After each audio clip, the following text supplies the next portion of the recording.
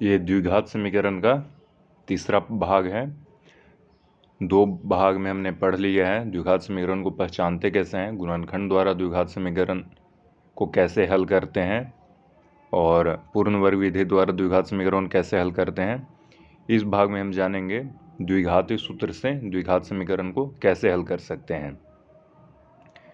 एक चीज़ पर ध्यान दीजिए, द्विघात समीकरण को हल करें या द्विघात समीकरण को के मूलों को ज्ञात करें, ये सब एक ही चीज़ है ना। ये दोनों में क्या होता है, हमें x का वैल्यू निकालना होता है। ठीक है, चलते हैं प्रश्न देखते हैं। हालांकि अभी हम थोड़ा सा एक रिवीजन कर लेते हैं।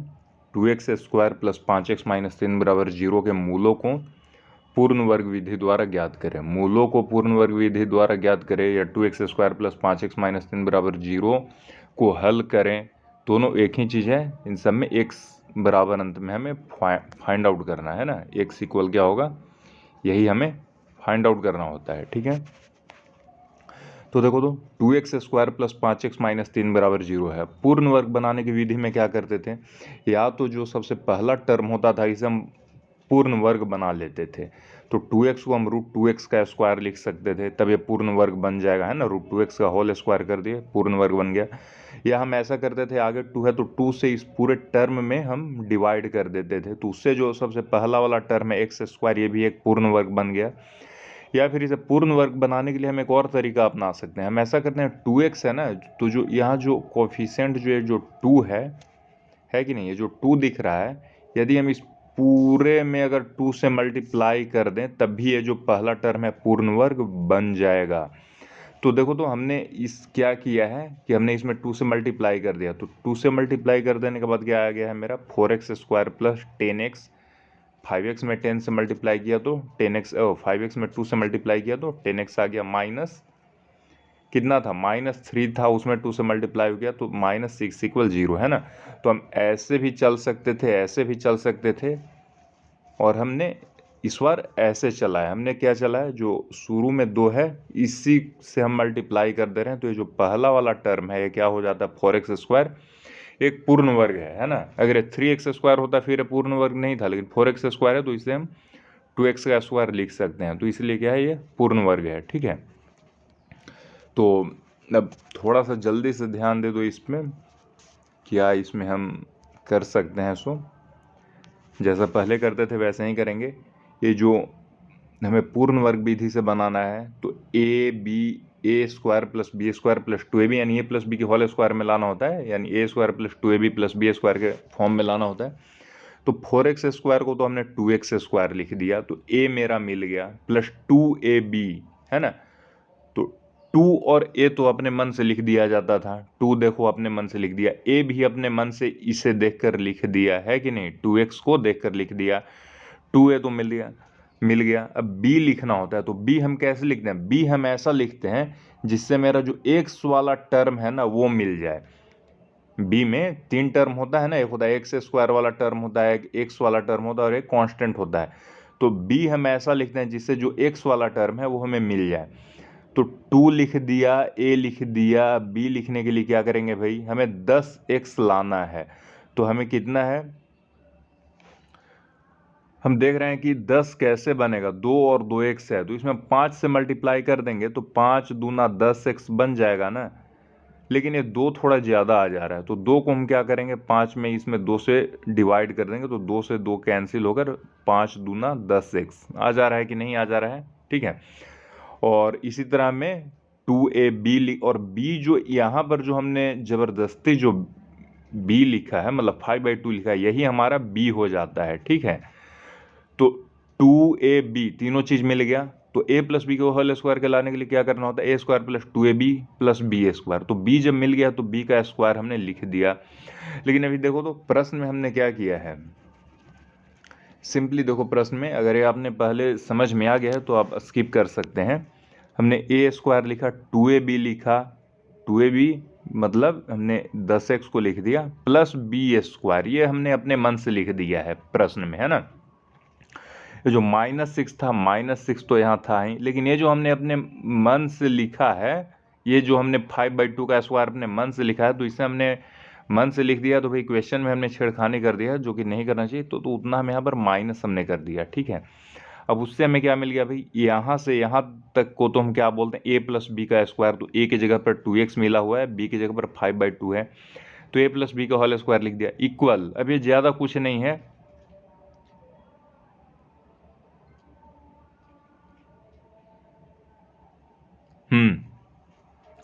ये जो 5/2 का स्क्वायर यहाँ पर माइनस में था, यहाँ माइनस दिख रहा होगा, तो उधर जाकर +5 25/4 हो गया, और जो -6 था सो ये इक्वल के उस साइड जाकर 6 हो गया।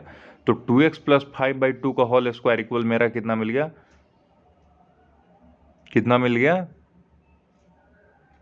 जो भी मिले ये दोनों को जोड़ा हुआ है, ठीक है। अब देखते हैं आगे हमने इसे कैसे सोल्व किया है। हमें 2x + 5/2, जैसे यहाँ पर हमने देखा था 2x + 5/2 के स्क्वायर इक्वल हमें इतना मिला था, तो 2x + 5/2 इक्वल 49/4 है, रूट अंडर में हमें मिलेगा, तो 2x + 5/2 इक्वल 49/4, तो 49 का हो जाएगा 7 और 4 का हो जाएगा 2, लेकिन ये प्लस माइनस में आएगा, रूट अंडर से कोई भी चीज़ बाहर निकलता है तो प्लस माइनस में आता है। अब हमें x का वैल्यू निकालना है, तो अभी आपको बताया नहीं जाएगा, आप 10th क्लास में हैं, ये सब 4-5 का चीज़ है। हमने एक बार x इक्वल क्या लिया है, 2x इक्वल 5/2 माइनस 5/2 है, मतलब एक बार हमने +7/2 माइनस 5/2 ले लिया है, और एक बार 2x इक्वल -7/2 और ये -5/2 लिया है, तो x और 1/2 और -3 मिल गया है, ठीक है। आगे चलते हैं, समझ में आ गया होगा, कहीं समझ में नहीं है तो आराम से आप पीछे कर सकते हैं वीडियो को और देख सकते हैं। अगला प्रश्न देखते हैं क्या कहता है। अच्छा, ये है ax² + bx + c = 0 के मूल हैं वो -b ± √d/2a है, कैसे। अब ये देखो, ये कोई प्रश्न नहीं है, ये यही द्विघाती सूत्र है, -b ± √d/2 द्विघाती सूत्र है, ठीक है ना। तो हम देख ले रहे हैं भाई, इसको हम सोल्व करके देखते हैं इतना आ जाता है कि नहीं आ जाता है, सो देख ले रहे हैं अभी। तो x² + bx + c = 0 है, हम पूर्ण वर्ग विधि से इसे सोल्व करते हैं। तो पूर्ण वर्ग विधि से सोल्व करने के लिए क्या हमने किया, a से हमने इसमें डिवाइड कर दिया, 0 में भी और ये पूरा इस वाले में भी, ठीक है। तो हमें क्या मिल गया उससे, ये तो चला गया डिवाइड करने से, तो x² + b/ax + c/a = 0। अब फिर देखो, हम पूर्ण वर्ग विधि से हल कर रहे हैं ना, तो a² + 2ab + b² के फॉर्म में लाना है। a के जगह पर तो x है, x का स्क्वायर लिख दिया, 2ab लाना है, तो 2a तो अपने मन से लिख देते हैं, 2 अपने मन से लिख दिया, a के जगह पर भी x था, अपने मन से लिख दिया, b लाना है 2ab, b थोड़ा देख कर सोच कर लिखना पड़ता है, तो b की जगह पर हम वही चीज़ लिखते हैं ना, जिससे कि b/a जो x वाला टर्म है वो आ जाना चाहिए। तो यहाँ देखते हैं 2a, यहाँ b/a x आना चाहिए भाई, तो b/a x तो नहीं है, bx है, तो अगर हम नीचे आराम से बाई a कर देंगे तो b/a x आ गया, लेकिन यहाँ देख रहे हैं कि उसमें 2 नहीं, यहाँ 2 है, तो 2 से हमने क्या किया, यहाँ पर डिवाइड कर दिया, तो b/a x भी आ गया, और ये b बराबर हमें b/2a मिल गया, तो a² + 2ab + b², b हमें b/2a मिला है, तो b का स्क्वायर कर दिया। अब ये जो प्लस ये था, इसे हमने जस का तस लिख दिया, और पहले की तरह ही ये चूंकि हमने ज़बरदस्ती लिखा हुआ है तो इसे हमने घटा दिया, ठीक है, इक्वल। अब इस वाले पूरे टर्म को हम क्या बोलते हैं, a + b का होल स्क्वायर, तो a पता है x, b भी हमें पता है b/2a का स्क्वायर बराबर b² - 4a² - c/a।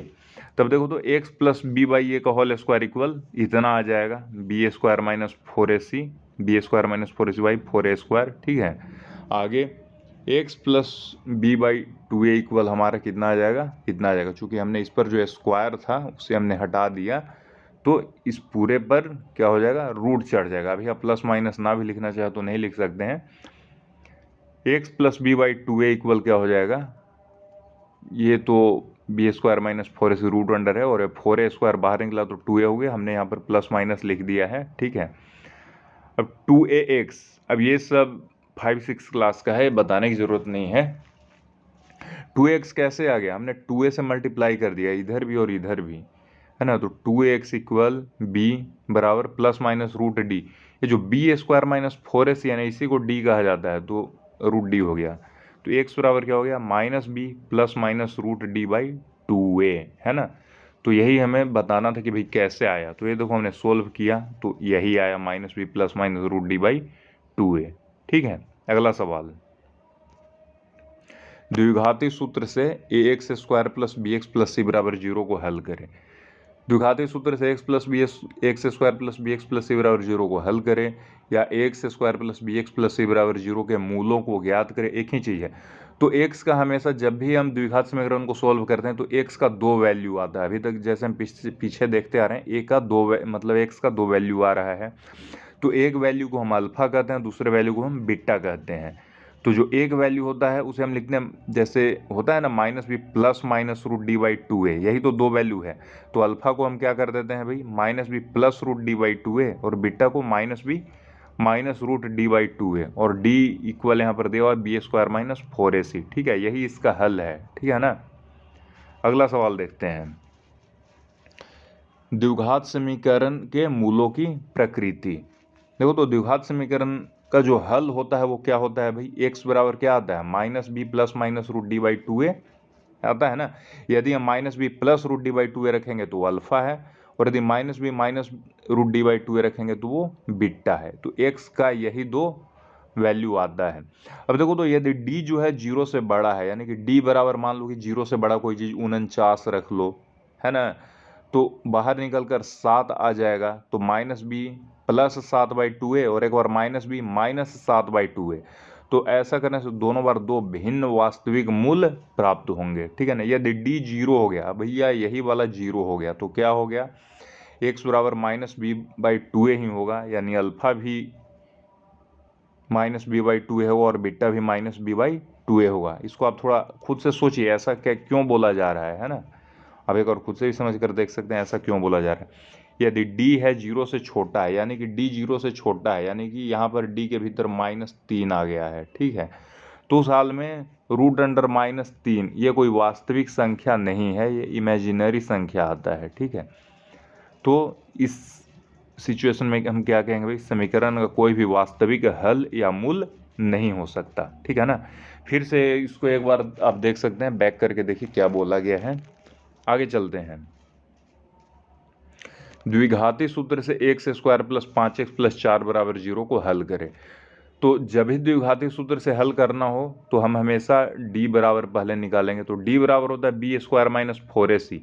b पता है किससे कहते हैं, x के कोफिशिएंट को b कहते हैं। तो बी स्क्वायर यानी कि 5 का स्क्वायर 25 माइनस 4ac, 4a किससे कहते हैं भाई, एक्स स्क्वायर के कोफिशिएंट को a कहते हैं। तो a की जगह पर 1, और c कांस्टेंट को कहते हैं 4, यानी कि d बराबर निकल गया भैया मेरा 9।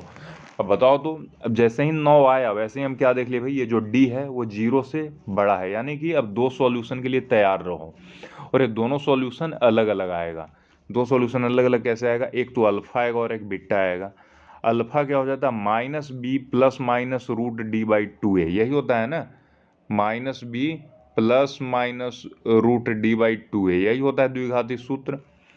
लेकिन जब अल्फा होता है तो यहाँ सिर्फ प्लस लिया जाता है। तो ये देखो यहाँ प्लस लिया, minus B plus root D by 2a, तो डी बराबर 9 आया है, तो यहाँ 3 हो गया, यानी कि -1, और बीटा इक्वल ऐसे ही करने पर हमारा क्या -4 आ गया। जैसे ही हमने देखा कि डी जो है 9 है, यानी कि 0 से बड़ा है, वैसे ही हम समझ गए कि दो सॉल्यूशन आएगा और दोनों अलग अलग रहेगा। एक देखो -1 एक आ गया अलग, और एक ये -4 आ गया अलग। ठीक है, अगला सवाल देखते हैं।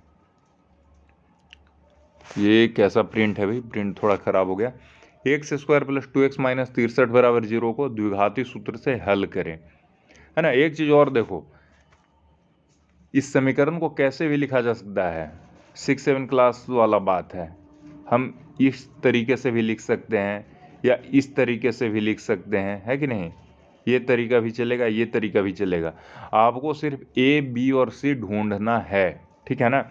तो यहाँ देखो तो द्विघाती सूत्र से जैसे ही हल करने के लिए कहेगा हम वैसे ही ए बी सी निकालेंगे। क्यों, क्योंकि हमें डी निकालना होता है। ठीक है ना। तो देखो तो ए बराबर क्या बोलते हैं भाई, एक्स स्क्वायर के कोफिशिएंट को बोलते हैं। तो एक्स स्क्वायर यहाँ पर है, उसका कोफिशिएंट 1 है, बी हम एक्स के कोफिशिएंट को बोलते हैं तो एक्स को कोफिशिएंट 2 है, और सी बोलते हैं कांस्टेंट को, तो सी बराबर -63 है। ठीक है, तो डी बराबर होता है बी स्क्वायर माइनस 4ac, यानी कि देख लो 256 आ गया मेरा। ठीक है ना। अब अल्फा बराबर होता है -b plus root D by 2 है, और बीटा बराबर होता है -b minus root D by 2 है।